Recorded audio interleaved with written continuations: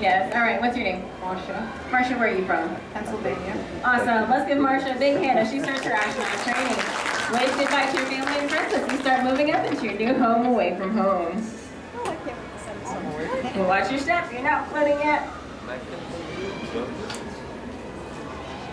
All right, Marcia, welcome aboard the International Space Station. We were actually on the space station right now. We'd be in a weightless environment called microgravity.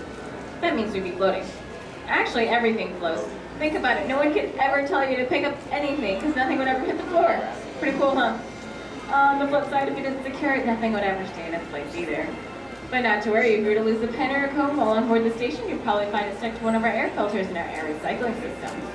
Now, humans trying to live in space are like fish out of water. Space is a very hostile environment for human beings, but not to worry, the ISS is equipped with all the necessary life supports needed to keep humans healthy. So the first day or two in space, some astronauts don't feel so well.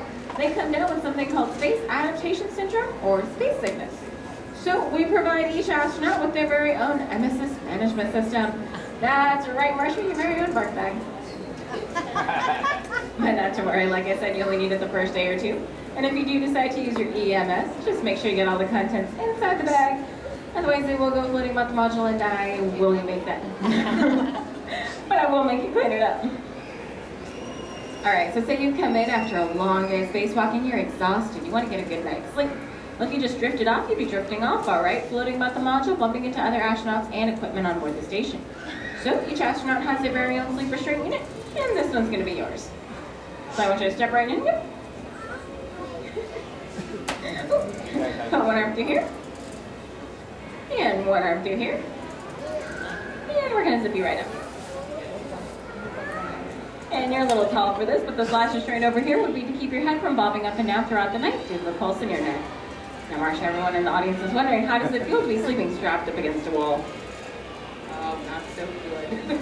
Not so good. So you're not going to be too excited when I tell you I'm going to have to put you up here, too. No, I'm just kidding.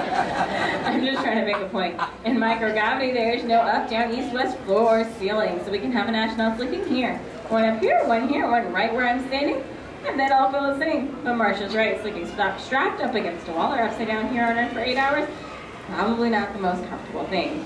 So you guys think I should leave her in there? Yeah? No? So no home one shot, I guess I'll be nice.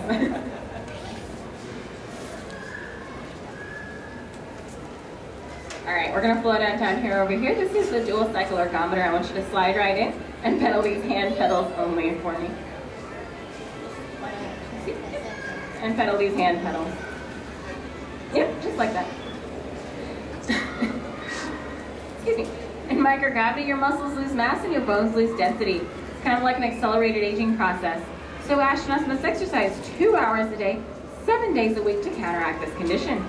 In the video on the back, you can see an expedition crew member using some of the other equipment we have on board the station, such as the Advanced Resistance Exercise Device, also known as the ARAD. Now, Marcia, you're doing a great job. You only have 1 hour and 45 minutes left to go.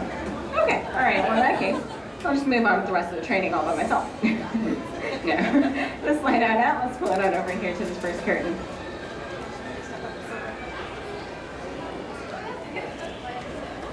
All right, Marcia, you want to take a wild guess as to what this might be? Torture chamber? Not quite the torture chamber, but... Oh my goodness, the body. That's right, ladies and gentlemen, the moment you've all been waiting for, the waste management system, or as Marcia said, oh my goodness, the potty. Now how this works is you strip down all the way to your t-shirt, slide a foot into each of the foot restraints, and hold on because there is no gravity to keep you down. Then you take these cushion-free units on springs and you place them over each side to keep you on target. Once you have a nice seal, you press the button in the back to start a negative airflow or suction into the steel canister below you. Now, Marcia, normally you do have a privacy panel, but in the interest of public education, I will leave this panel open as you begin your demonstration.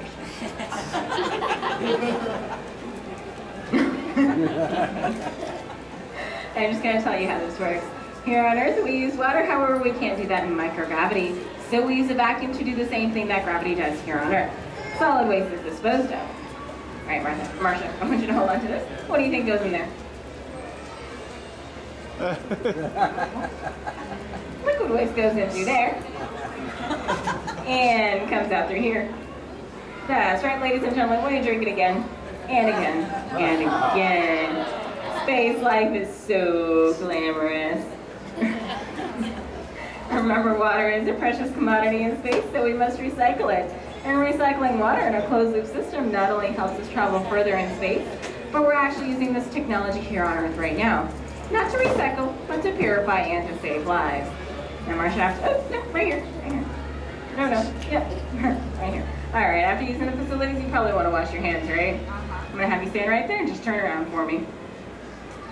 Like I said, water is a precious commodity in space, so we must recycle it and conserve it. So astronauts use antibacterial hand wipes for their hands and full-size wipes like Huggies for the rest of their bodies.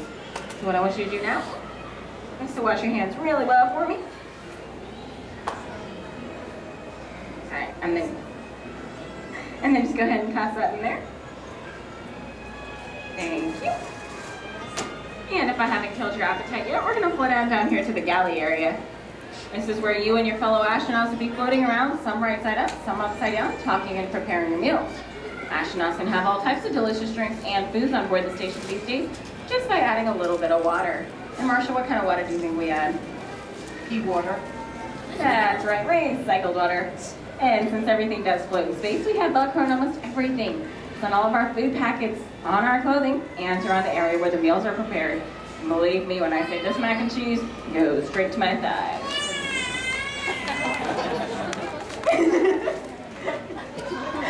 Alright, so we've demonstrated sleeping, exercising, going to the bathroom, personal hygiene, and eating. However, the International Space Station isn't just a place to live. It's also a place to conduct scientific research and experiments. So we're going to do a quick experiment on you today. Sound good? Alright, let's move on down to the center. Alright, right here. I want you to face the audience, close your eyes, arms by your side. I'm going to scan you, it'll hurt just a little, and leave a small permanent mark. That's okay? Alright, we have a brave one here, guys.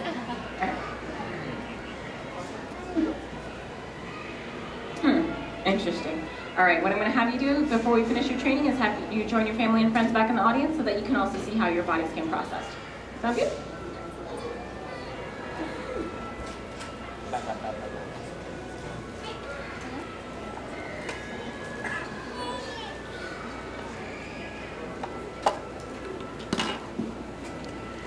Alright, while Marcia's body scan's processing, I'm going to need a quick sip of refreshing recycled water. All this talking sure makes me thirsty. Ew. Yum. Don't knock it till you tried it. Here on Earth, gravity keeps us tasty barbers inside. But take gravity away. Pretty cool, huh? Take gravity away and surface tension becomes the dominant force. And notice when two blobs of water merge together, they form a bigger blob of water. Physics appears to behave very differently in microgravity. And as the water floats towards an absorptive surface like that towel over there, a wicking action powerfully sucks it right into the towel, sort of like a sponge.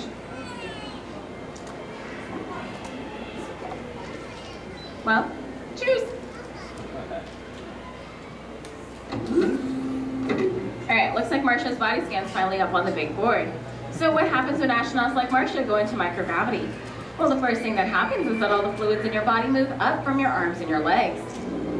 This causes your face to become puffy, your legs to become thin, and you develop a medical condition with a highly scientific name called chickenlegs. Also, when you first go into microgravity, your bones lose calcium and your spine expands up to 2 inches. In microgravity, your heart also shrinks just a little bit.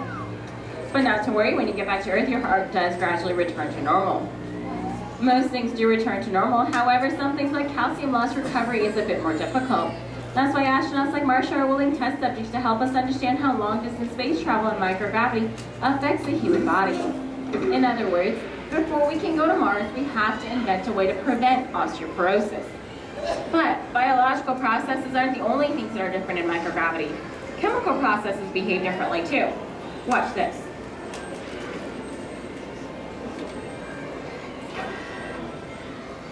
Just a second.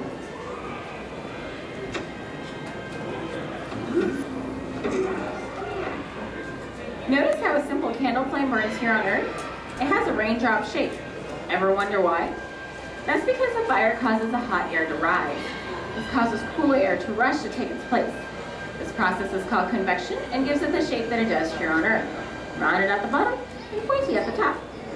But in microgravity, hot air can't rise, so there is no convection. no airflow. So what does it do?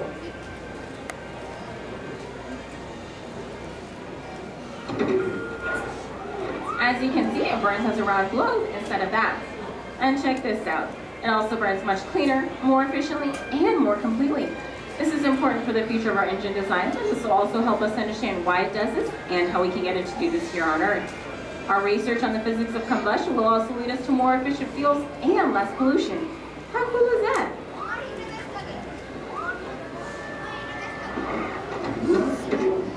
As you can see, our microgravity laboratory is an excellent environment to conduct scientific research and experiments that we can't do here on Earth due to gravity. Here's another example. Try combining lead and tin together here on Earth. It can't be done. Lead is heavier than tin, so it just sinks to the bottom, while the tin rises to the top. They don't mix. They just separate like oil and water. But in microgravity, lead and tin can mix together, creating a completely new alloy, which can be used in all kinds of electronic devices such as cell phones and computers. Pretty neat. Now, our microgravity laboratory is also a wonderful environment for medical research and development. Say you're a scientist studying a really nasty bug or disease. You'd have to grow a lot of cells to be able to study them. However, here on Earth, due to gravity, cells can only grow so large outside of the human body before their own weight crushes them, and they die. But in microgravity, cells thrive. They grow quicker, larger, and in 3 dimensions. That's a huge medical breakthrough. Scientists can grow large quantities of cells to be able to study them. In the upcoming years, we can expect to see amazing advances in disease control, genetics, biochemistry, and organ transplants, all thanks to our microgravity laboratories. Who knows what we'll discover next?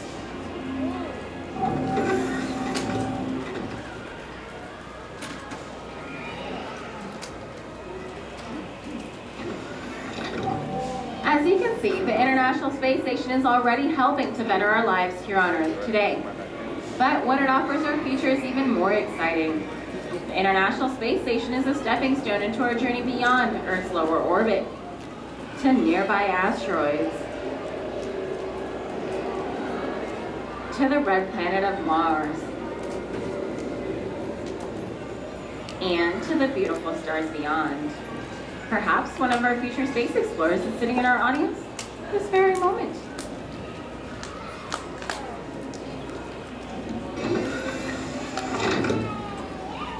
All right, where's my brave volunteer, Marcia? Marcia, I have one more task I want you to do. I want you to stand up right there and take a bow.